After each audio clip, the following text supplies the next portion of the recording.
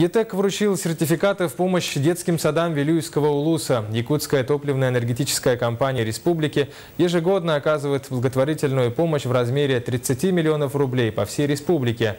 На этот раз денежные средства от компании достались детсадам и школе поселка газодобытчиков Кызыл-Сыр Вилюйского улуса.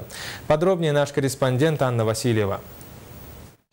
Вроде бы сугубо официальное мероприятие открытого акционерного общества ЕТЭК по вручению сертификатов помощи детским садам поселка Кызыл-Сыр, прошедшие в клубе «Нефтяник», усилиями работников компании, детских учреждений поселка и легким движением занавеса превратилось в действительно незабываемый праздник.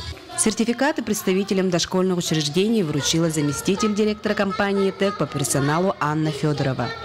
Разрешите вручить сертификат на сумму 150 тысяч рублей на подвод водопровода с питьевой водой детскому саду «Светлячок». Мы готовы передать проект нового детского сада, который также будет построен здесь, в поселке Кызыл-Сыр, на 140 мест, главе администрации Вилюйского улуса.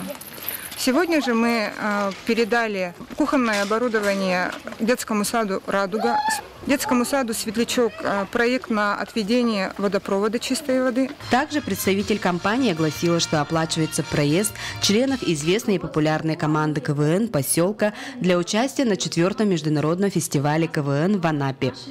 У нас обширная благотворительная программа, которую курирует непосредственно генеральный директор Жейрбек Камильевич Юсупов. Мы это делаем с душой, сердцем. Компания ЕТЭК также прорабатывает формат открытия базовой кафедры нефти и газа в Кызыл-Сыре.